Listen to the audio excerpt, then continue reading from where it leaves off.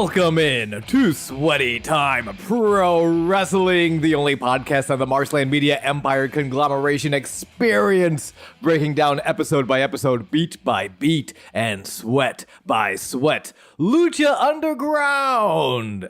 It is episode 4 of season 4, and I am Sean, alongside James. What's up? How you doing this week, Sean? I am doing wonderful. I noticed you grabbed a comic book immediately as soon as we started recording. Am I not enough for you anymore? I was like, I'm positive I saw some Lucha Libre in a comic book recently. What was it? And it was in Spider-Boy. It was during the Dragon's Challenge arc, and I just need to double check what the freak these guys' names are. There's a whole panel. Okay, there we go. It is El Gigante and La Mota. They're little, cool-ass Lucha Libre, but one of them is a monkey in a luchador mask. It rocks. Is it El? Because El Gigante is also a wrestler. Yeah, but this is a separate one, I'm assuming, and La Mota. Was he the monkey? No, the monkey is La Mota. Okay, that makes sense. I assume Motas is monkey in Spanish. It probably is. La Mota. Or it probably means little guy, because that is also what a monkey is. But this arc, guys, of Spider-Boy, if you're not reading Spider-Boy, but especially if you're into Spider-Verse related things, Spider-Boy, 2 thumbs up. It has come to an end. I think there's 20 issues. The trade, the final one, will be out in a few months, so you can get it all in. And then you can start reading Spider-Girl, because Spider-Girl is also real dope. Hell yeah. And what else is real dope? Arguably, season 4, episode 4. It is arguably. Watching this episode, I stand by what I said in previous, I think it was last week's episode. Yeah. That I'm super drawn into a lot of the story going on. And I think it's just a lot of setup, which would be fine if this wasn't the final season. Yeah. But if it's a lot of setup that takes 6 episodes to get into, and then the next, however long the rest of the season will be, that will be good. But I stand by my previous statement from last week, which is I haven't been in the right mind space. Did I watch this in agony pain after a wisdom tooth was pulled out? Yeah. So, but that means one of the matches had to be so fucking good for me to be like, no, that was one of the best matches in all of the show. Okay, and that match was when you fell asleep and you dreamed of La Mota versus El Gigante? Yeah, that was all a dream, guys. Spider-Boy doesn't exist. Oh no, I was thinking you just dreamed the actual match in your head, but you dreamed you dreamed 20 issues of Spider-Boy? That's pretty impressive. Yeah, guys, it's pretty out there and wild. Holy shit. Well, let's get in here and get mild as we do a very even-handed breakdown of episode 4. I feel like we've never gone this quickly into the episode. No, there's been some times where it's like, hey, man, I got a diarrhea, so we got to get into it. This is one of those, do you want to take a moment to diarrhea before we get into it? Yeah, listeners, please feel free. I would be honored if you chose our podcast to diarrhea to. I apologize for getting this graphic, but there are many podcasts that I listen to while going diarrhea. I'm also, reading manga while I diarrhea. Yeah. Hey, listeners, contact us. Tell us what your favorite way to go diarrhea is, because I'll tell you right now, I sometimes get decision paralysis in the middle of my diarrhea. Do I want to watch this? Do I want to listen to that? And then, the diarrhea, it's just getting worse because I don't know how to preoccupy my time. Sean, are you being serious? Honestly, a little bit. Okay. More than I'm inclined to admit. Because I do have to actively be either reading the thing I want to be reading or listening to the thing I want to listen to before I'm like, all right, for lack of a better word, let's let it all loose. Let's party in the bowl. I hear you. No, but that is very real. I will be. Well, Sean, we already said we were getting into it really quick. Let's get into it really quick. Daybreak in Los Angeles. Just like diarrhea in that bowl getting in real quick. I was kidding. Let's go. Could you do this to me? Daybreak in Los Angeles, Katrina walks into a new temple candles room. Whoa. I'm assuming it's supposed to be the same candles room we've seen in previous temples, but it's a whole, we're in the ice house now, so it's a little different. Yeah. Katrina walks up to a casket and says, "Your life is gone, my love," and kisses Phoenix or his corpse one last time.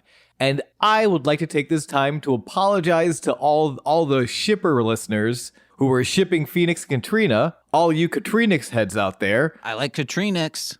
When I said that this is probably, we now have confirmation this is nothing romantic, there was something toxically romantic, I guess. Yeah. Yeah. The layers of it all, of like, was Katrina only in it for Phoenix's life force this whole time?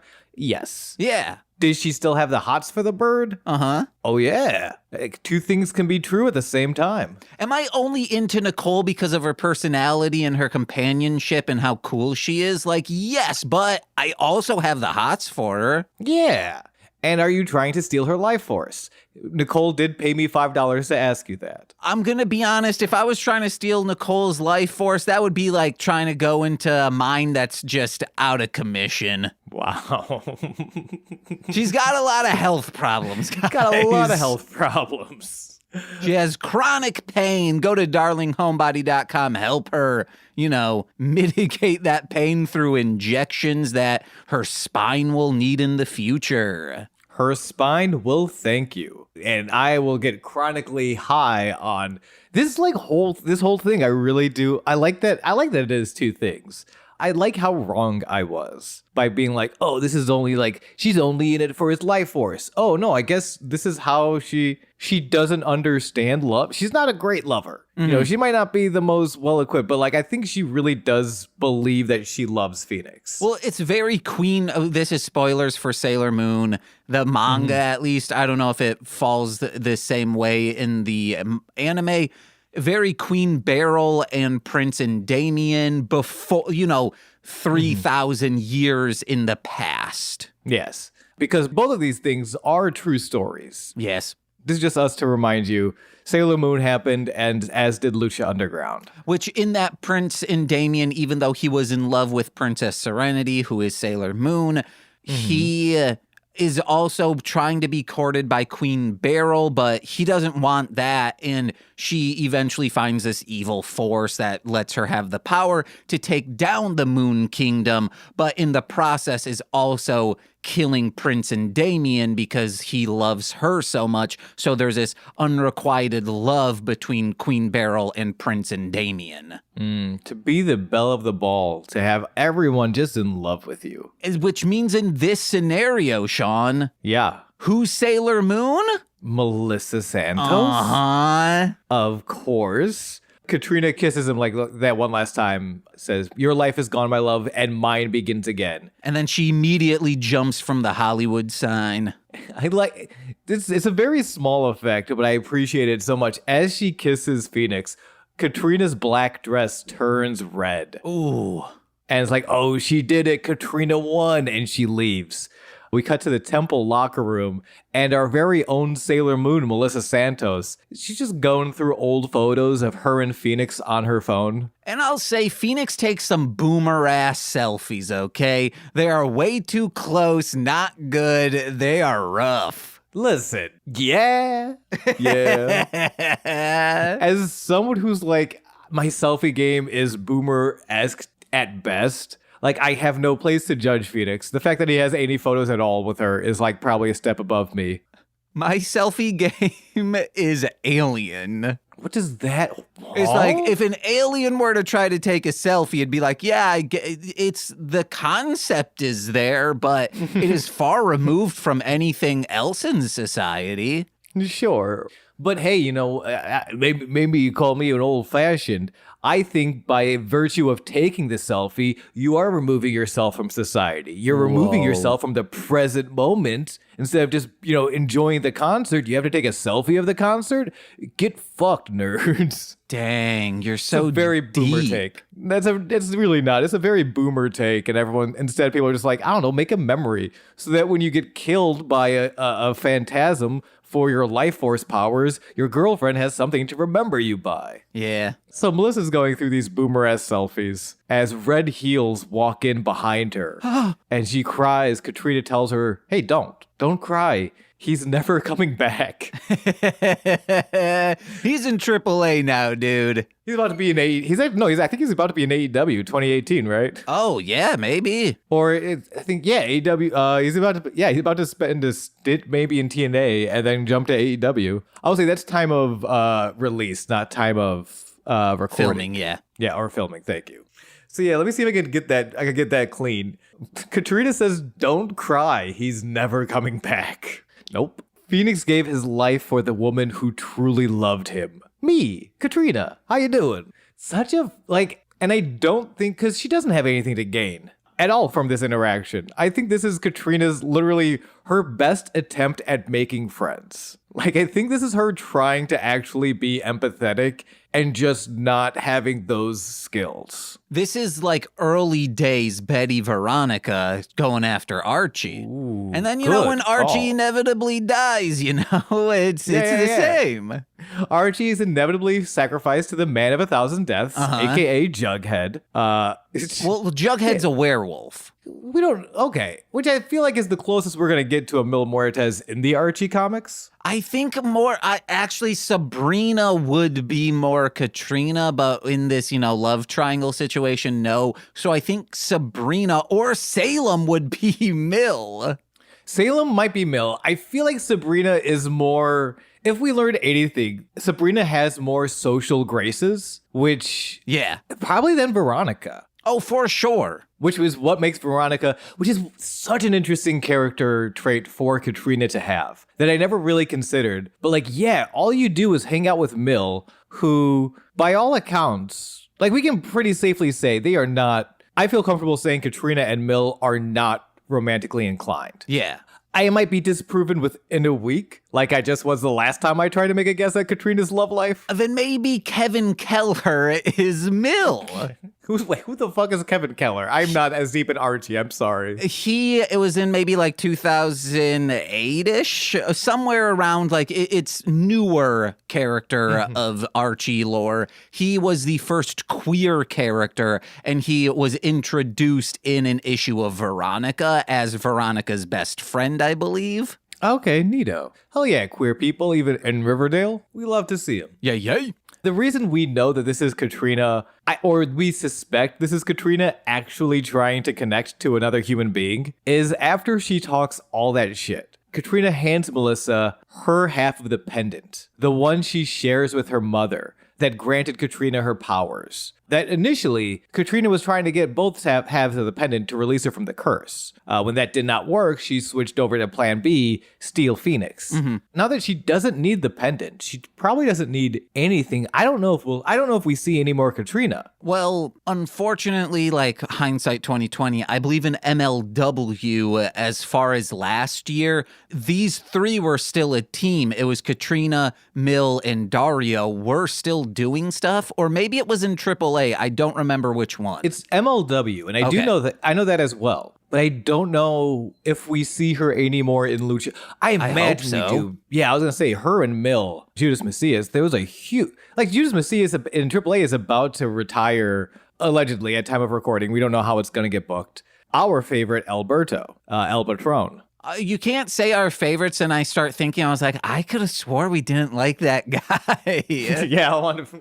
but yeah, he's like Mil is such a huge draw, is I guess what I'm trying to say. And the fact, he is to this day, it would be weird for them to sort of write him out. But without Katrina, what does he do? I think he goes on a warpath. Maybe. Or he takes that mask off and then we see he's all handsome and shit. And he's like, well, I guess I just got to go on my redemption tour. Kind of like when Sandman went good, or when Ghost Rider went good, all these characters that you think are irredeemable, but eventually take the process to learn humanity.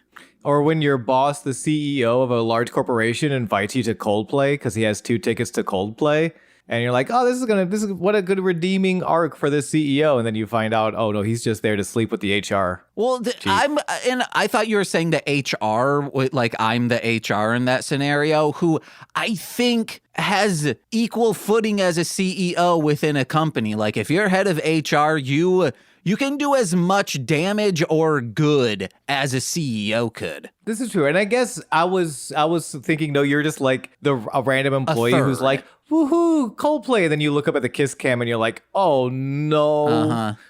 But they did go out of their way to, I don't know why this was a statement, but this was also a statement related to the Coldplay affair. If you're not keeping up with the news, dear listener, a CEO and an HR of a big old fancy company got busted cheating with each other on their spouses at a Coldplay concert. Via kiss cam. Via kiss cam. Welcome to the news section, babies. But they did go out of their way to be like, there was no one else from the company at the Coldplay show. It was just us. You have to go like, yeah, hey, Sean, like, I know we invited you. You were not there with us. Trust me, you don't want to be there. Like, but I was there. Yes, but you don't want to say it. You need to trust us. What if they knew they were planning to out themselves on the kiss cam? Oh, dang. They're self-destructing everything. We got into this episode early. We still have no time to dig into the politics of the kiss cam Coldplay affair. If I were the third trying to like back them up, I would be blackmailing them 100%. I'd be like, HR, I want every other Friday off and I want it paid, at least for a year. You can do that for me. I would also blackmail, but I would blackmail Coldplay. Ooh. And I would say, dear Coldplay, I will bring more and more high-profile affairs to all of your kiss cams. Oh, yeah. Unless you give me $500 a day. Holy shit, Sean and Butter saw making out on the kiss cam. Wait, Marshland Media is in turmoil. So yeah, Katrina hands Melissa her half of the pendant. She says, you can have this to remember him by. It kept me from dying, but thanks to Phoenix's sacrifice, I've never felt more alive. Oh, yeah. Which, I don't... Watch me be proven wrong next week where this all is a head game Katrina is playing with Melissa. I think it is. But to what ends? She knows what terrible shit comes with being immortal, being a phantasm, pretty much. So I think it's her like, yeah, you want to know what? If you think you can bring him back, it will take 1,000 years to do so. But what does... Maybe the name of trickery, but like there's nothing for Katrina to gain, I think is what I mean by but what ends. Like Katrina has nothing to gain from that. I mean, other than what does he? If you are vindictive towards someone, it's, I guess, in a sense, revenge, but like it's not. I don't think I'm reading vindictiveness. Like she has everything. Pettiness. She's won. I really think, and maybe this is my headcanon because this is what I want to see. I think Katrina's just really bad at making friends. Okay, all right. I think she's Lindsay Lohan in Mean Girls, coming fresh off of Africa and just like not understanding the high school girl scenarios. Okay, yeah, she usually does have to go to natural disasters and find boys at the end of death. At the edge of death, I mean. Yeah, which is like, she's very good at that, but those social skills do not apply. Pulling boys out of rubbled buildings via earthquakes does not apply to making friends on a normal day, unfortunately. We cut to the desk, only to cut away because that's something that will be made clearer. Most likely, you're right, that there is an ulterior motive and she is sowing more seeds of chaos, but only because I don't see motive yet. I'm holding out hope that it's just Katrina being bad at making friends. But if they go to the lake, you'll see motive. She's like, hey, I know how to actually make friends now. Take them on a speedboat, got a tube hooked up. She's going to be making friends hand over fist, especially if she's in a bikini. Va-va-voo. James, I was so upset that you took that time just to say motive because I thought you would have nothing behind it. And I am so happy to be so wrong. Thank you. Motive, so real. Get you a friend with a boat. You better believe I can talk myself out of a word pun, okay? Thank you. We cut over to the desk. Mariachi El Bronx plays us in with a beautiful song, by the way. Just very indicative. And I think that's when I knew. Spoilers, this is not, we talked a little bit off mic, I think, that this is not a very wrestle heavy episode. There's a lot of story kind of gets moved. Even the matches are more for story than actually good matches. Besides the last one. And I do feel like I felt that with this song choice, which I loved, actually. This felt like a very shit's getting a little bleak right now. It was torn by Natalie Imbruglia. Imbruglia? I've never seen Natalie Imbruglia. Well, you know the song Torn, right? No. Oh, why can't I think of it? It's one of my favorite songs. Oh, shit. Is that the song that goes,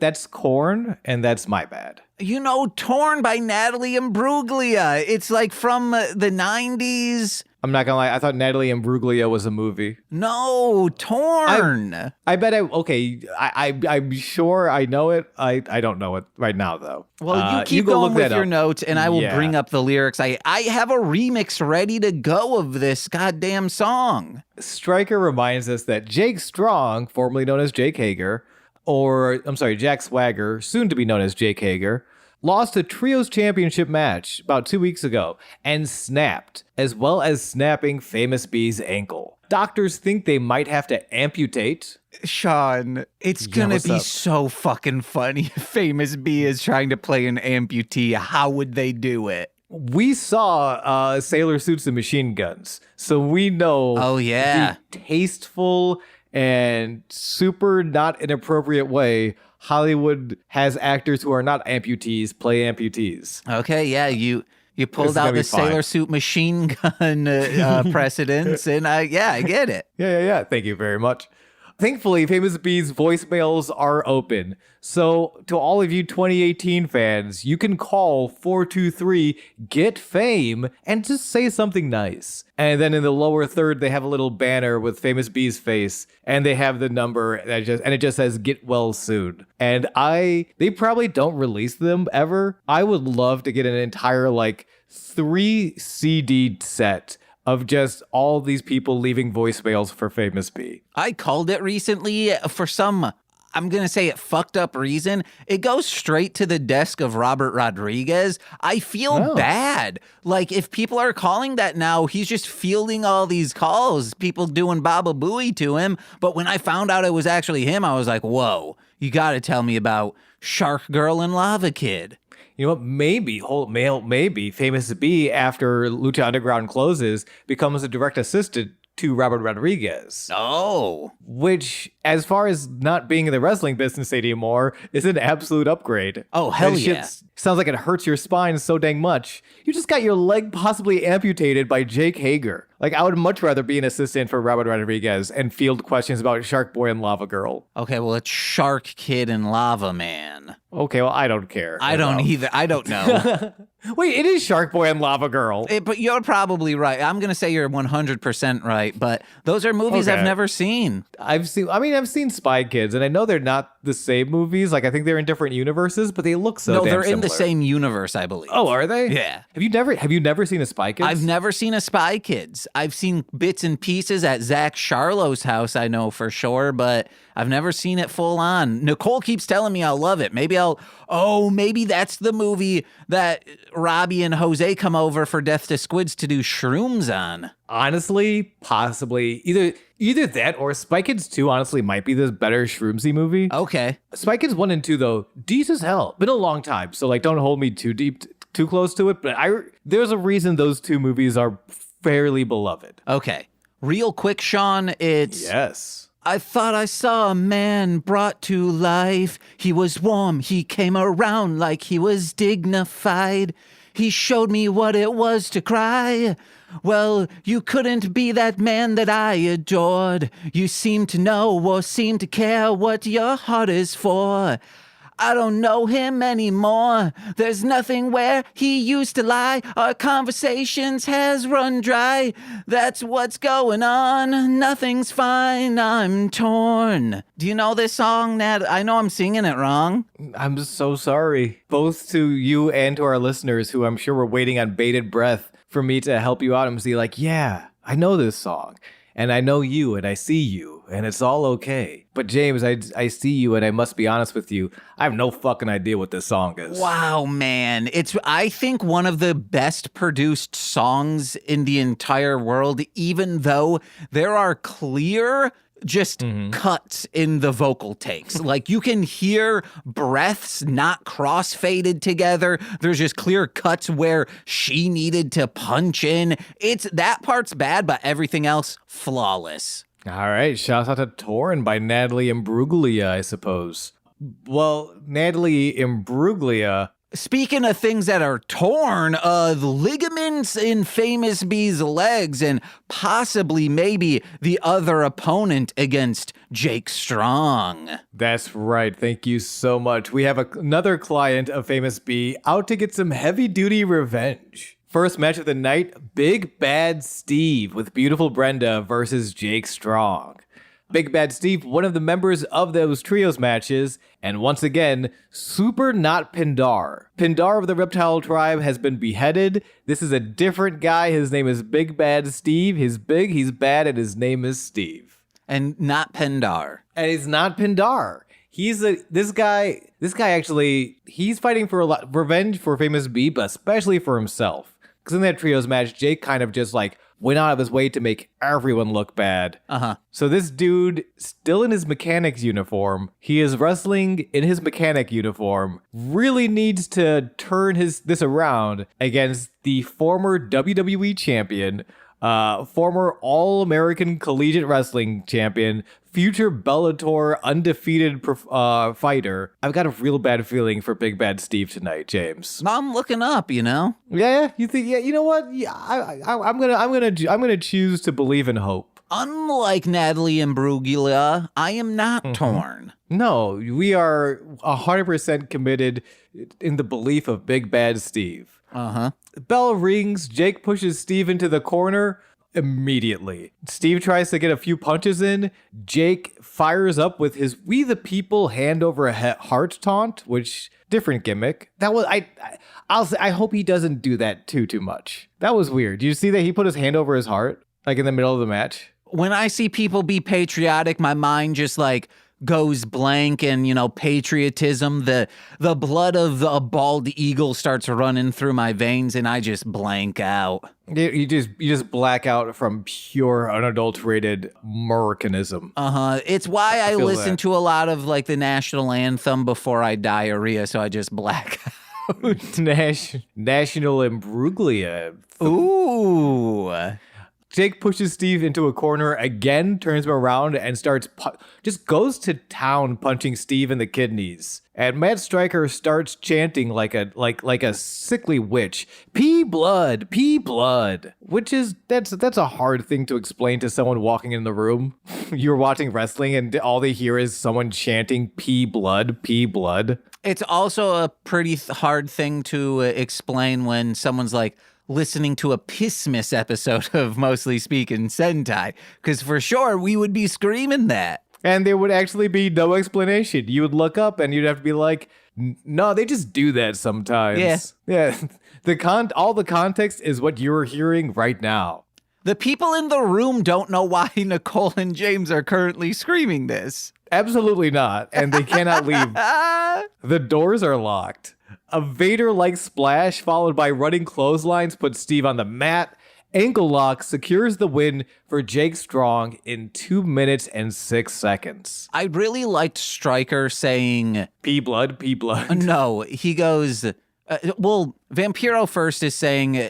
Is it wrong that he's not trying to cover? And Stryker's like another wrestler who thinks this way, which is, I'm going to cover when the match is over. Like, I'm not going to, I laid a couple hits on you. You're on the ground. I might as well try to cover. No, I am going to cover when I know you will not kick up. And I liked that. Which is, I like that as a choice. And again, I think it only works for guys who are going to completely overwhelm you. Like where if someone like Chavo or like a more strategic mind, there is something to you have to expend energy every time you kick out. Yeah. Like it might not win me the match, but it is you expending resources. Like, and because I think I like that sort of mental chess game in my wrestlers, like that's the thing I'm super attracted to in my favorites. But what's going to expend more energy to an opponent if you try to pin this opponent, or while they're on the ground, you just keep kicking their head? Yeah, but what you're expending so much more energy by throwing kicks. Okay, then you threaten the referee's family and make them kick him. Wait, what? Yeah, so you don't have to expend the energy. You're just threatening bodily harm on the referee's family, maybe their pets, and then the referee kicks the guy on the ground. Okay, but then you have to roll a persuasion check, and God forbid you get a natural one on that persuasion check, or else the referee's going to start kicking you. Well, no, I think that on a 1, the referee's saying you're DQ'd for threatening my family. If I'm DMing this table, if you roll under a 10 for whatever check it is, and it depends, where you are in the match. If you roll under 5, the referee just admonishes you. Like you almost get like a yellow card. If you roll under 10, then the referee starts kicking you, and you are taking those damage dice. Yeah, but I think you're not rolling persuasion. This is intimidation, and Jake Strong will be able to intimidate whoever's in the ring. Jake Strong has intimidation. You do need to have that perk to roll intimidation instead of persuasion. You know what I mean? Like Chavo's not rolling intimidation. Chavo was rolling persuasion, and if you don't like it, there's the door, buddy. He's rolling deception. He's saying like, hey, this man was threatening your family. You should kick him in the head. Okay, yeah, but that's role play. It's all, if you're rolling any dice, it's all role play, you idiot. This shit is real to me, dude. Deception is role play.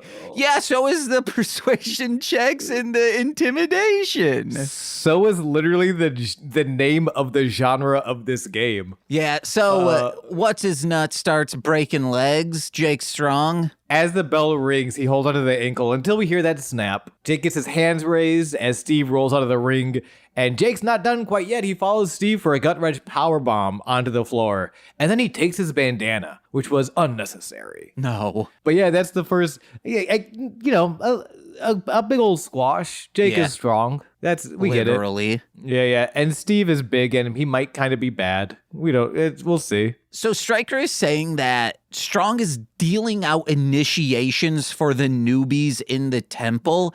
And if you go to a fraternity and you are pledging the fraternity, you can't deal out the initiations. You're getting the initiations unless you're a legacy, maybe. But Strong's not a legacy.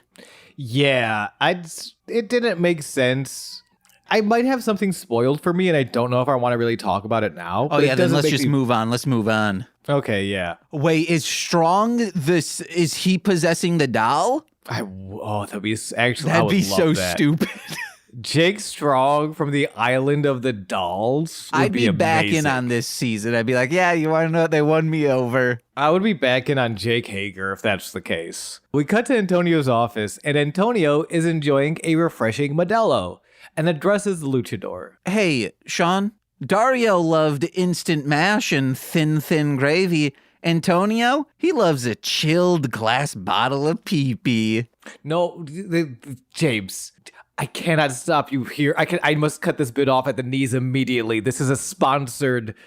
Modelo. We must protect our sponsors. If we don't protect our sponsors, who will? All right, then apple juice. Or you can say a Modelo brand pee-pee. Okay, Modelo, a chilled glass bottle of Modelo brand pee-pee. Amazing. Or Modelo for short. I would say pee-pee for short. No, it must be Modelo, James. James, it must be Modelo.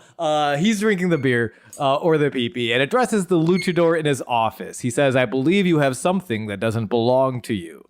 It's new good guy and returning favorite, the hunter, King Cuerno. Woo! Cuerno says the gauntlet. Yes, it was stolen from me. I don't know where it is. A lie. As he told Katrina when she broke into his place looking for it, that he left the gauntlet with someone else for safekeeping. Super gave away who it was when he said, where? More like when. But I'll never tell. It's like, okay, so it's Aerostar. Aerostar and or Pizza Guy if he invents the pizza time machine. Yeah. Or maybe Jack Death brought it back to him, before what happened in Trancers 3. Yeah, or it could have been Jack Death from Trancers 3. Uh-huh. We'll never know until it gets revealed to us later in this season. Antonio says, I'm sure you've heard the stories passed down from your ancestors. And Cuerno confirms he knows what this is. He knows the power of the gauntlet to make the owner into a god. He admits, quote unquote admits, that that's why he stole it and accuses Mill of stealing it back. I like the fact that Cuerno has a history of being a selfish person, kind of a bad guy. I like that he's using this to his advantage. Of just kind of like, yeah, you know me, King Cuerno, classic sort of like opportunist. I just saw an opportunity and I took it. Aw, shucks, but it got taken from me. Oh, like he's I like good guy Cuerno. I like how he is. I don't know. I'm just really infatuated by this new heroic role and how he's sort of navigating it. Mm-hmm. Hell yeah, dude. Antonio can't prove that Cuerno's lying, but he can make an offer. An ancient Aztec medallion, specifically of Cuerno's tribe. And I feel like this is actually the first time. The 7 ancient Aztec medallions, very quick recap. These are Dragon Ball Z rules. You collect the 7 medallions, you can turn that into the Gift of the Gods championship belt. And that grants a wish. The wish being a match for the Lucha Underground championship, within a week. You can just kind of trade in the Gift of the Gods championship for a shot at the Lucha Underground championship. And they've always been 7 ancient Aztec medallions that are linked to the tribes, but for the first time we're seeing this is the medallion of your tribe. This is not just a random medallion. This one specifically, this medallion has ties to your ancestors. For Cuerno. And we see one later for Mill. Well, no, we've seen the Moth tribe, we've seen the Rabbit tribe one, we've seen other ones that are directly related to other people's tribes. I feel like we've seen them, but we've never had such importance placed on that.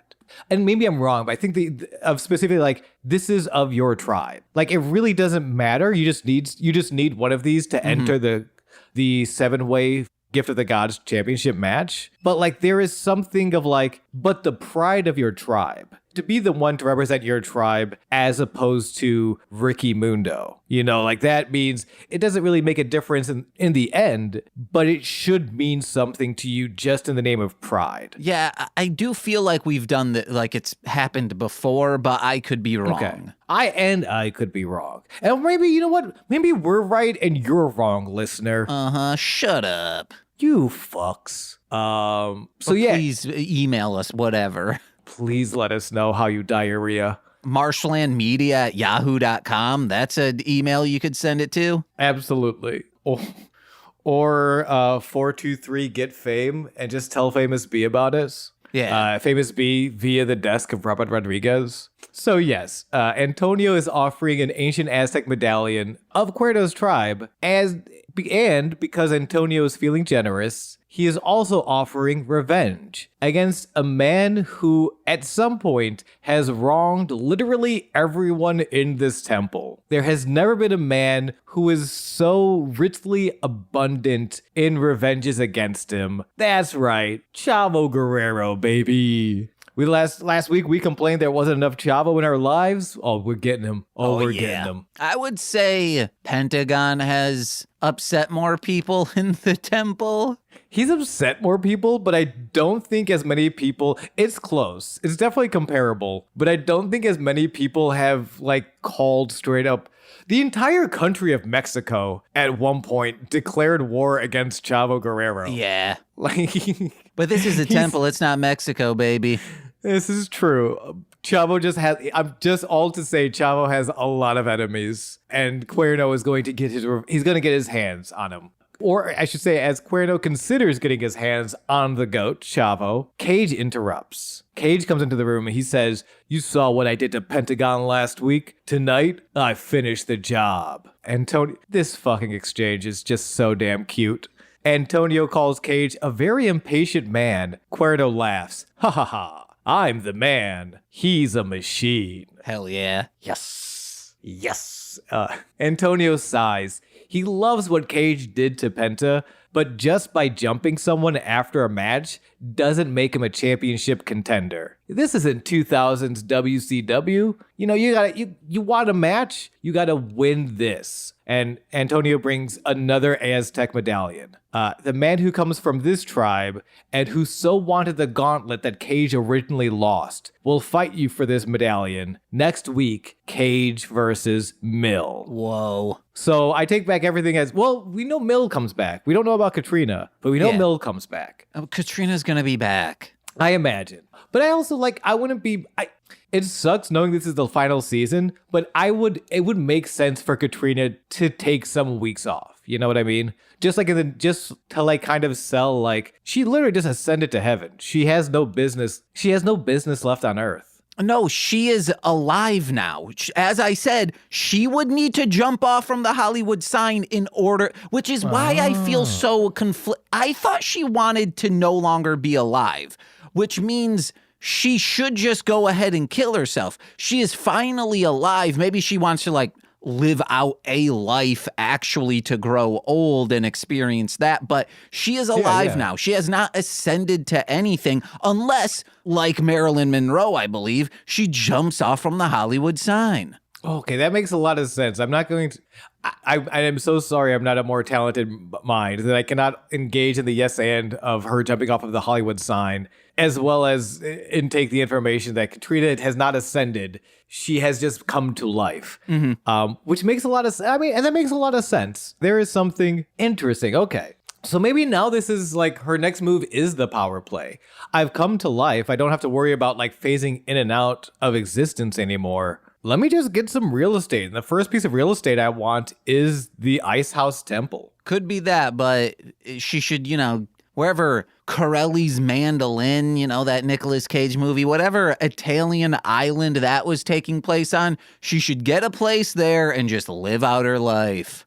Well, speaking of Italian places, give me a bottle of red and a bottle of white, whatever mood strikes you tonight. Those aren't the lyrics. It's a very romantic feeling as we get two of the temple's most powerful power couples against each other in a tag match. Daga and Cobra Moon of the Reptile Tribe versus Taya and Johnny Mundo of the Worldwide Underground. Woo! A lot of history. These two factions are 100% at war at this point. Taya and Daga start the match. Super technical offense sees Daga get the first pin attempt, but no real clear advantage. Very even exchange up top here. Also, Johnny and Taya coming to the ring and during this match, it feels like they want to turn babyface, but like their instincts will not allow them to, because they're like, yeah, you want to know what? They're clearly the bad guys. They're chopping people's heads off. We've never done anything like that. We're just, kind of like pulling people's pants down, then, hockey shoving them.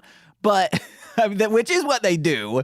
This is true. I also could see Reptile Tribe will go out of their way to chop heads off and be sort of evil and powerful.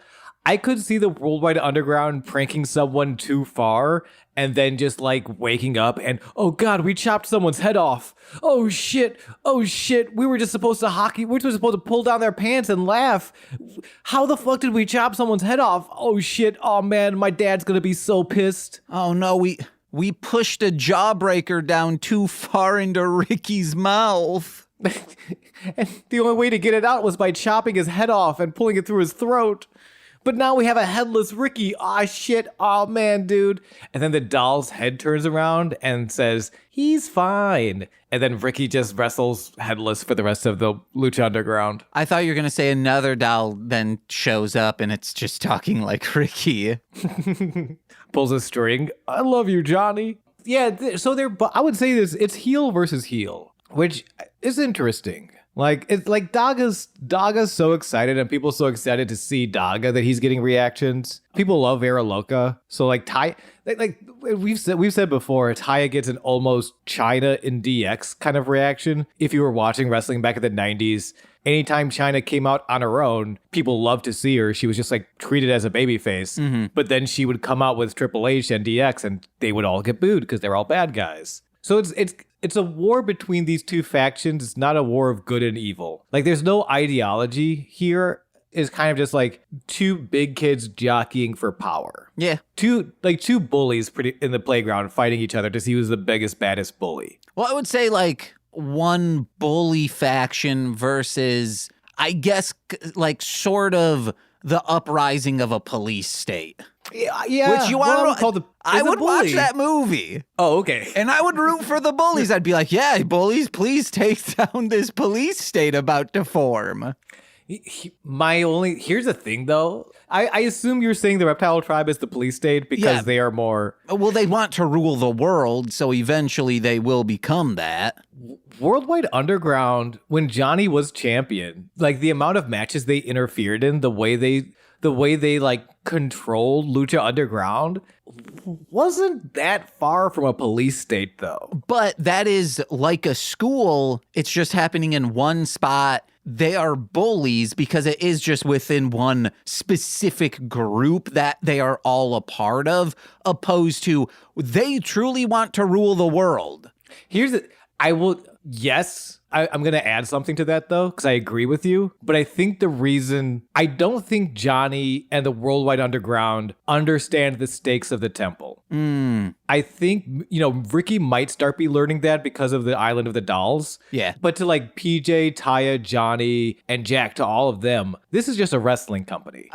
I'll say Jack, maybe not, because he is aware that dragons are real. This is true. You know what, though? I could also see Jack like, I didn't think dragons were real. I just thought that was cool shit to put on my tights. Yeah. Oh, shit. Oh, man, dude. So, like, to me, that's the only reason. And I could very quickly see, like, Johnny finding out, like, whoa, this is like end of the world, gods fighting gods type of shit here. I could rule the world? Damn. Yeah, let's do that. Like, I could see him switching his tune very quickly. I don't think, like the way Cuerno learns that this is more than a wrestling company and he becomes a good guy, he realizes, oh, these stakes are too high. Well, okay, we don't have time to get into this. I am under the impression that he always knew that's what was going on, and he has been acting like how he's been acting so he can have plausible deniability when something happens, kind of like a Clark Kent or Takuya in the Toei Spider-Man, who is just an absolutely bumbling idiot to his friends and family. But then when he is Spider-Man, he's like, no, I know exactly what's going on, but I need to play the idiot in order for people not to know that I am amongst these, people trying to rule the world. Interesting. I like that. I like that a lot. But you are correct. We should get back into this as they fight. And we'll kind of jump ahead. I like this match for what it is.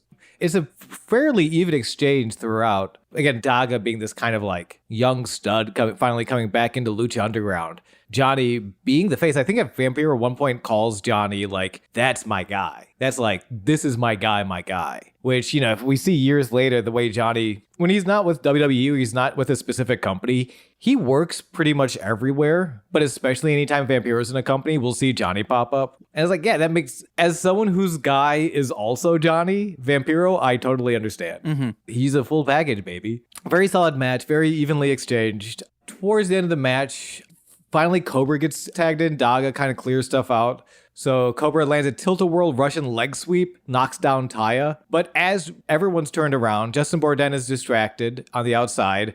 Cobra gets in a low stance, preparing to finish Taya. Nobody sees PJ Black of the Worldwide Underground slip in behind and kick Cobra in the back of the head before slipping back out. Which I want to quickly go back to the Justin B thing. They say he's just now getting back up. We don't see him go down. There was something in the edit that we didn't see. Yeah, which I assume is something got messed up. Yeah.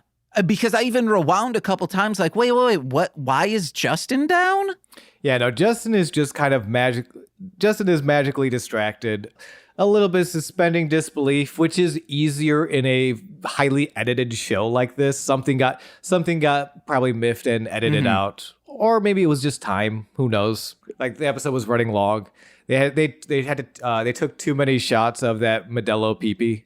But for some reason, Justin Borden is knocked out. PJ Black kicks Cobra Moon in the back of the head. Taya takes advantage with a wicked stepsister curb stomp to pin Cobra Moon. They win the match. Worldwide Underground, that is. wins the match in 6 minutes and 25 seconds. Oh, yeah, my guys are doing it. I did also like when they were trying to do a timeout to them. Yeah. They're just real. Like, this is, I know when I first started, I'm like, ooh, maybe Worldwide Underground is turning babyface.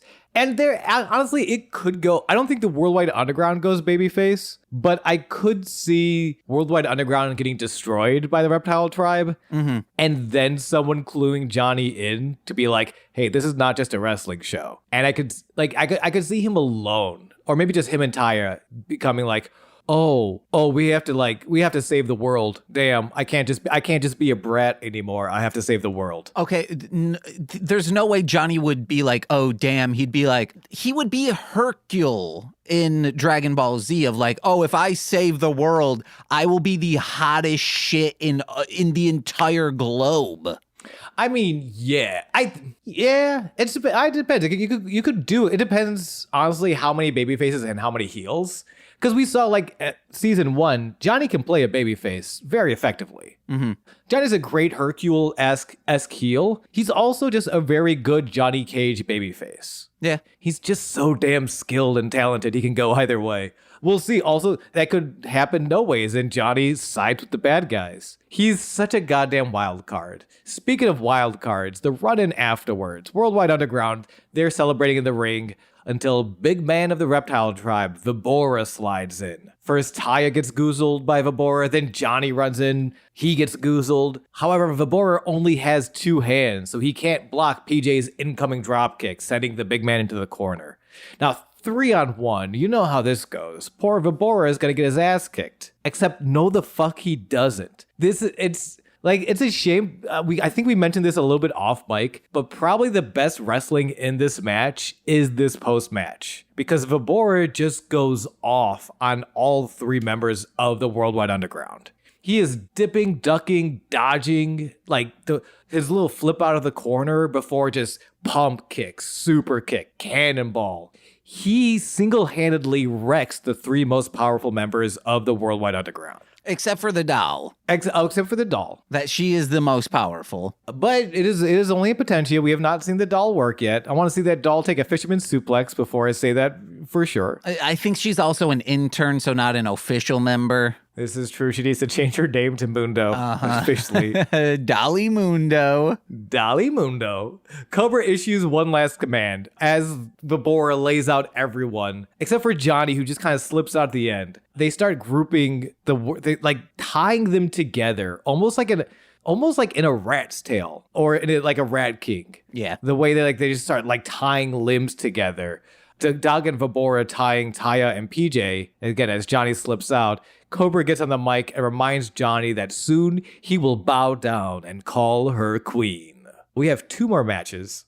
And a quick little aside. We go to a padlocked and chained room. Antonio opens the door as we hear sounds of someone working over a heavy bag. But in silhouette, we see that the heavy bag is actually a body, a human body.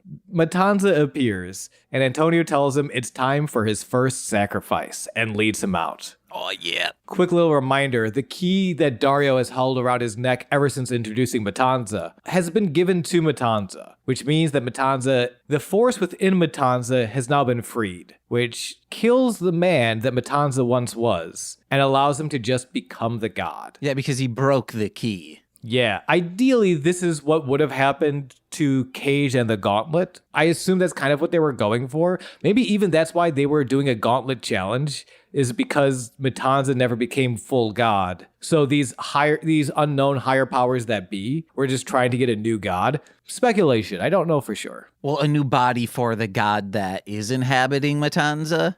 Or yeah, I think it's polytheistic, so I think there are multiple gods. Yeah. So they're just like, hey, we need a new god to take out this half god. Pretty much. Or like specifically, we need a new god to bring out the end of the world. Right?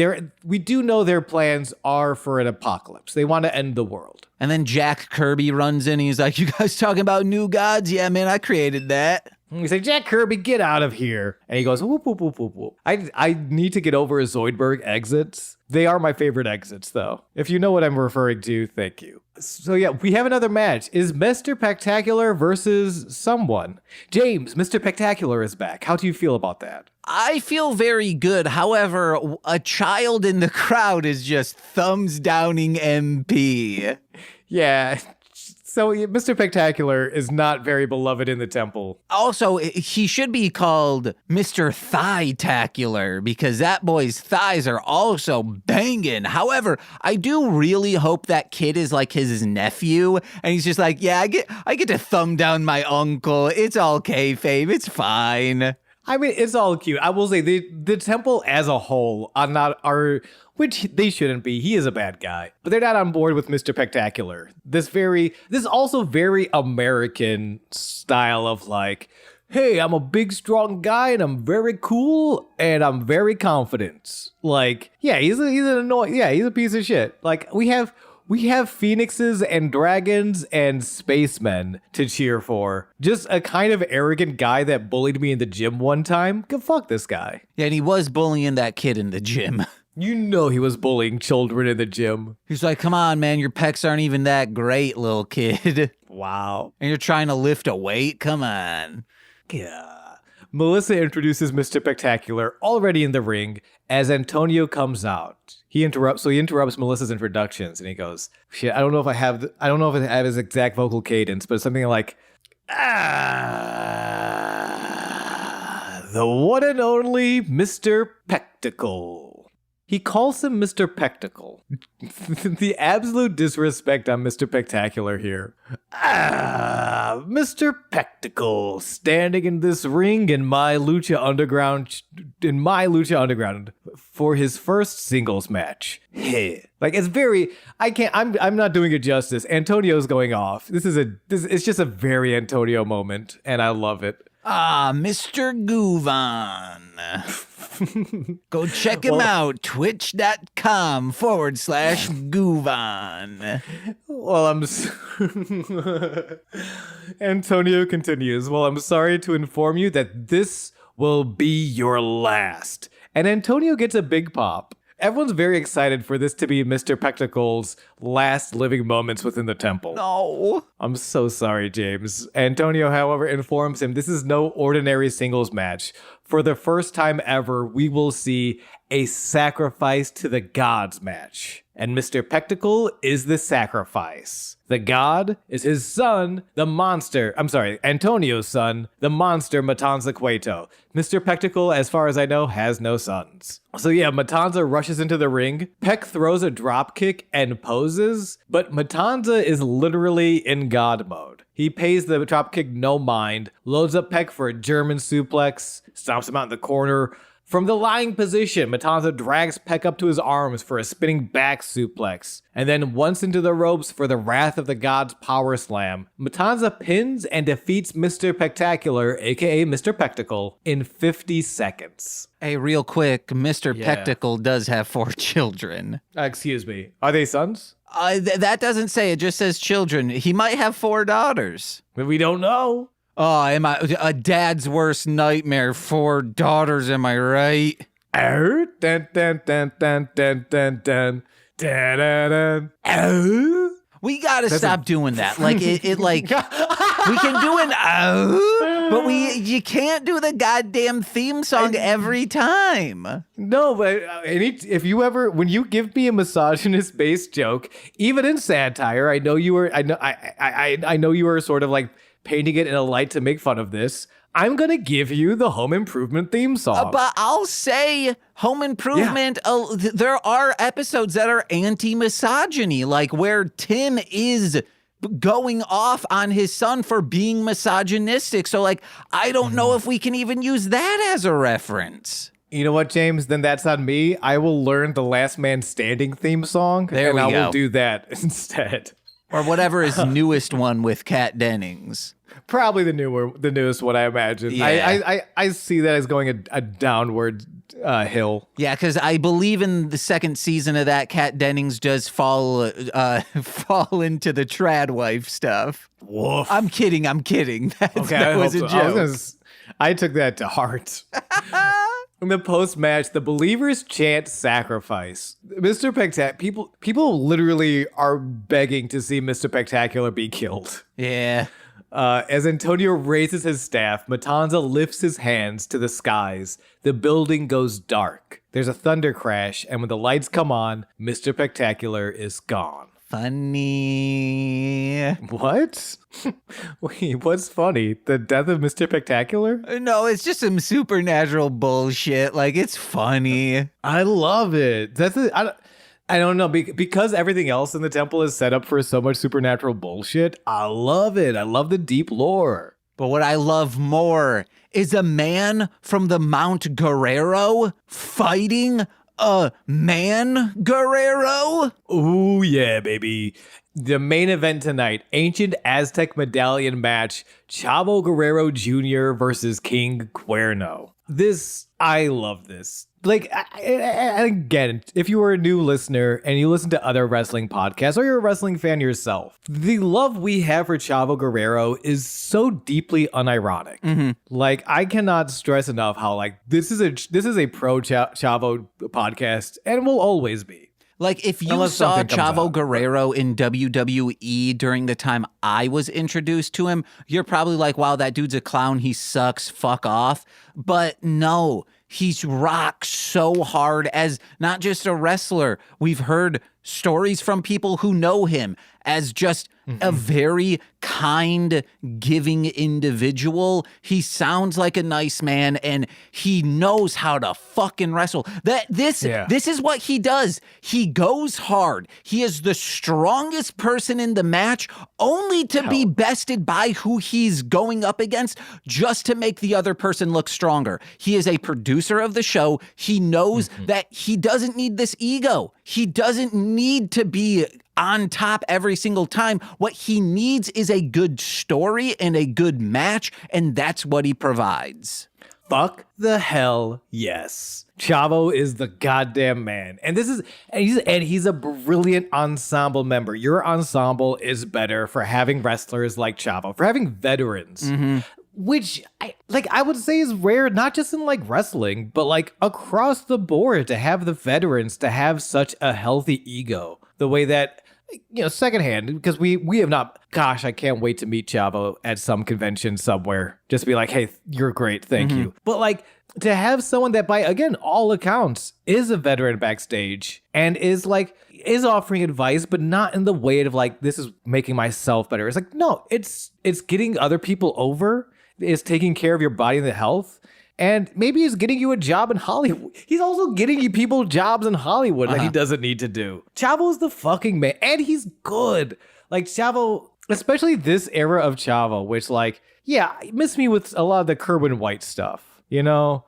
Catch me with the Los Guerreros, you know, SmackDown 6 type of shit. That tag team was very entertaining. But, like, this, like, post-WWE Chavo as just this...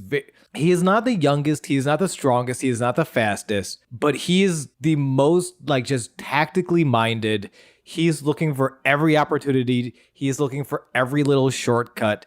He's got you figured out 10 ways to Sunday. Again, I like that sort of, this mental chess in my characters. Sean, you could have just summed it up as what Stryker said. He's got scar tissue on the soul. Yes, veteran style, baby. That scar tissue comes out before the bells even ring. Chavo jumps Cuerno by diving through the ropes, sending Cuerno into a pile of chairs, suplexing the way he suplexes him into the ring post. Just like picks him up and like throws his back into the ring post. And I love that. I don't think I've ever noticed this, but this is, and again, it's only in like I think especially in Lucha Underground, where Chavo wrestles, he wrestles like everyone has something against him. Like, there is such a chip on his shoulder. And to be fair, it's because everyone is against him. Yeah. A reminder, the entire country of Mexico at one point was looking for revenge against this man. As they should.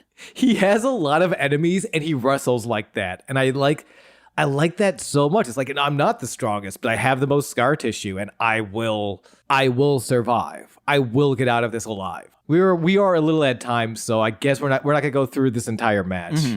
It's a very solid match. I always enjoy watching Chavo, especially Lucha Underground main event Chavo. My favorite thing about this match was he takes the padding off from one of the turnbuckles, and the back and forth of the tension that is being built of Chavo trying to get Cuerno to be like, beat the shit, and just blood coming out because he just slammed his head into the turnbuckle. But then the reverse of that is when Cuerno starts trying to get Chavo to, meet face right in that turnbuckle that he himself made open to the world. That was very good and never gets paid off. Like, none of them ever go into that turnbuckle because it's not needed. And I think that's a good story device for Chavo. He is setting up all of this stuff to play dirty, but in the end, it wasn't even needed. Like, he's doing more work than what is needed, and it never helps him. Yeah, it's something that's super common of how often we get in.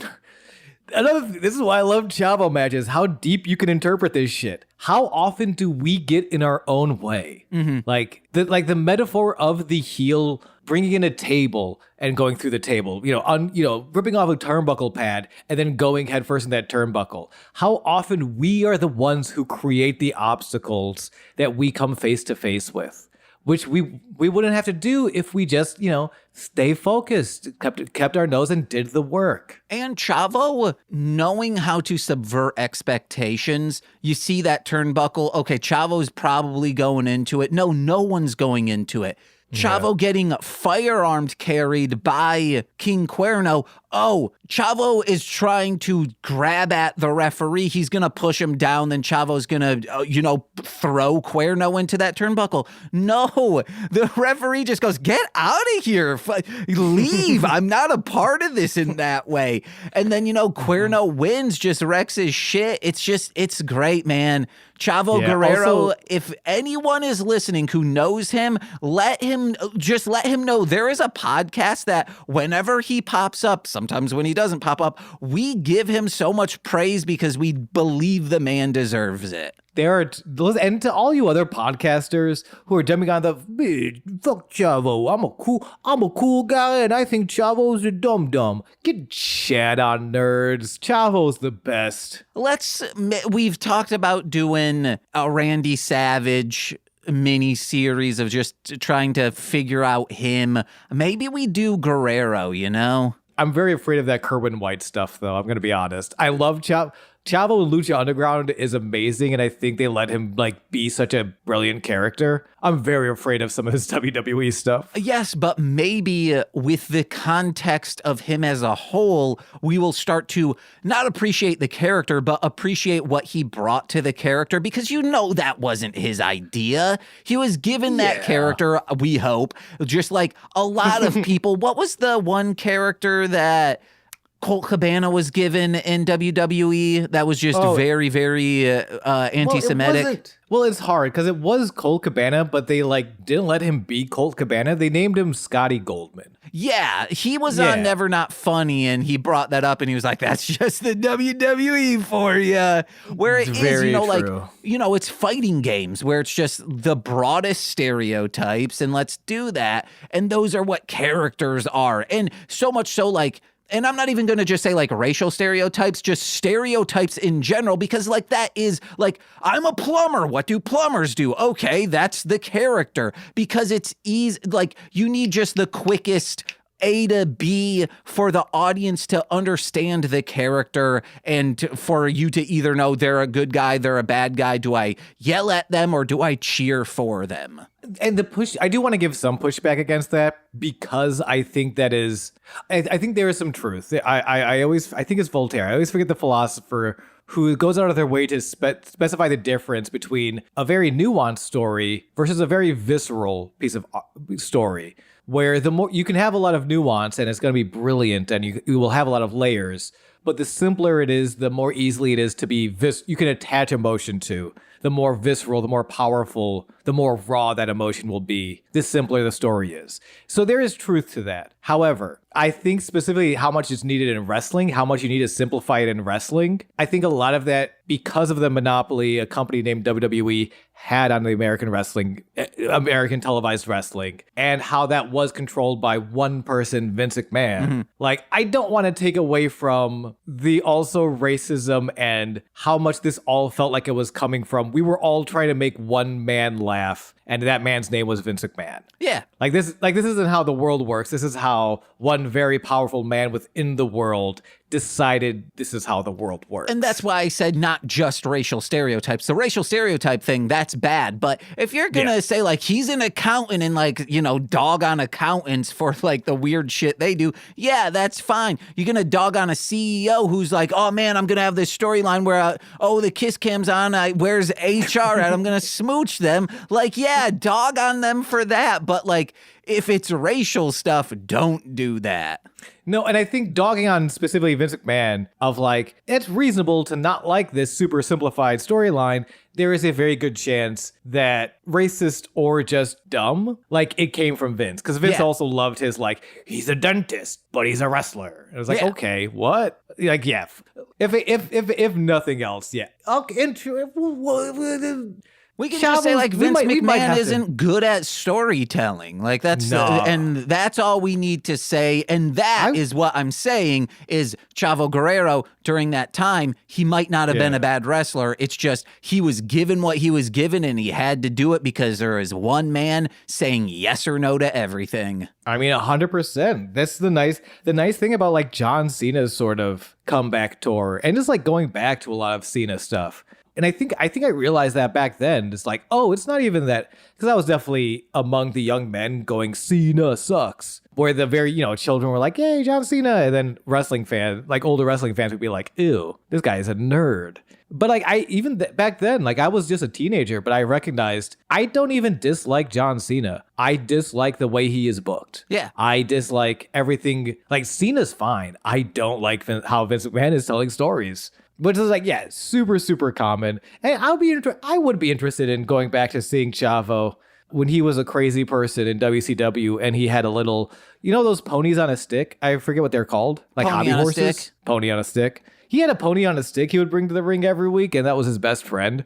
I'd be curious into digging back into that, Chavo. Yeah, let's do it, guys. Head over to patreon.com, or actually probably we'll do it on twitch.tv/Goose Von Kaiser. After we watch Spy Kids. I know I'm not invited to the Spy Kids podcast. I'm just going to be there. You won't know I'm there. Okay. Shh. Nice. You'll be hanging out with butter behind this mattress on the wall over here. Yeah. Going back to the match. Because you mentioned before, like, the way, like, Chavo does escape the fireman's carry position when he's on Cuerno's shoulders by dragging the ref in. Ref pulls him off. And instead of going back to cheating, Chavo dips into a very, like, one of his fundamentals, the three amigos suplexes, those three rolling suplexes. He gets two, but the third one is blocked as Cuerno transitions into the thrill of the kill, the cradle kneeling reverse pile driver, and covers to win the match in 10 minutes. Afterwards, Cuerno is awarded his medallion. Such a fucking cool move. Like, Cuerno's also amazing. We've talked from season 1, and the fact that that's sort of like hunter mentality and that is still in there. This is a very head versus head, brain versus brain kind of match. Mm-hmm. And I love this move of afterwards. Cuerno wipes the sweat of a fallen legend across the face of the medallion. Like, he just takes Cuerno's head, or Chavo's head. He just kind of takes some of the sweat and he wipes it on the medallion before leaving the ring and bowing to the believers. And that is episode 4 of season 4, Pain, Love, and Sacrifice to the Gods. One great main event, one tag match that I think is serviceable, but is definitely building towards more. This is not the crown jewel of the Reptile Worldwide Underground feud. You know, this is just a step. This is a stepping stone. And then 2 squashes. So like not the wrestlingest of wrestling shows, but I'm still on board. I'm if anything, I'm on board for a Chavo main event. Like that's gonna put this episode in a positive in my books. Hell yeah. Well, where can people hear you, Sean? Make sure, again, 'cause I'm still on hiatus from Twitch right now, so make sure you're following Shakespeare Blood Oath on our socials. We're going up at the middle of September. Super proud of our production of Macbeth. And you can follow me on social medias at Sean Marciniak. If you have a comedy show in Chicago, get me on there. Why not? I'll tell a joke. I'll tell a joke. Especially if you're a comedy show that, you're in a building corn related, have him back so I can go see him. Bring me back to the conservatory when my friend James does not have his teeth out. Uh-huh. I put them all back in. Found my baby teeth. You better believe my mom has those. If she still has the little rubber band ring to, do a circumcision when I was a baby, she's got to have my teeth too. Oh, hell yeah. Hey guys, head over to this feed and listen to Death to Squids. Jose and I doing some fun stuff. We just covered Ultraviolet, the Mila Jovovich 2006 unfinished movie that was released in theaters. It's real bad, but real good. And then listen to Magical Meatball Girls wherever you're listening to this. Just search that. You'll find it. It's me, Nicole, discussing Sailor Moon, well, very stoned. And then head over to patreon.com/MLM pod, where for $5 a month, you get exclusive content every single Friday. This Friday should be Engage with Nicolas Cage, discussing a Nicolas Cage movie. I don't remember which one Nicole said it will be, but that's going to be on the table. And $10 patrons get exclusive bonus monthly exclusive content in the form of straight to Patreon. Sean, if you want to come over, I haven't seen it since a teenager because you know what it does to me, but Nicole and I will be discussing Salt Lake City punk. I might come over just to make sure you're okay. Yeah, I'm going to cry real hard at the end, but, and the episode's probably going to be very serious in me discussing, survivor's guilt and all of that. Maybe I should have become a lawyer so I can take down these heroin dealers, put a death penalty on that thing. James, why you should be opposed to the death penalty? You're a liberal. Well, maybe one of your friends, maybe 2 of your friends should die from heroin, and then you might be singing a different bell, okay? All right? That's what the episode's gonna be like. Oh man, you deal heroin. Serious. You deserve to die, fuckers. Hey guys, and you get shout outs on every single free feed podcast. Don't say Jesus Christ to that. You should also think that way, Sean. Let's shout out our $10 patrons, starting with Steve F, Alex Z, The Waz, Orion, my Bickle brother in common law, Joshua, Jake, Steve Barnes, a sweet child of time, my mother, Lil Cor's BFF, and now former roommate Shane from This Movie's Gay, and twitch.tv/core winning. It's Corwin from the Rom Complex, as well as Formulaic, a podcast and script writing. It's twitch.tv/R2 Shelby2, and from Speed Radio, a podcast and all things Sonic the Hedgehog. It's Tay, aka Zinny D, and I've been James. And also, maybe don't make it a death penalty, because then the people would start claiming people are selling heroin, and then it's hey, we can just kill people we don't like. It's a complicated issue, and my name's Sean, and this has been Sweaty Time Pro Wrestling. Purple Prancer forever, be like Bob. Toodaloos.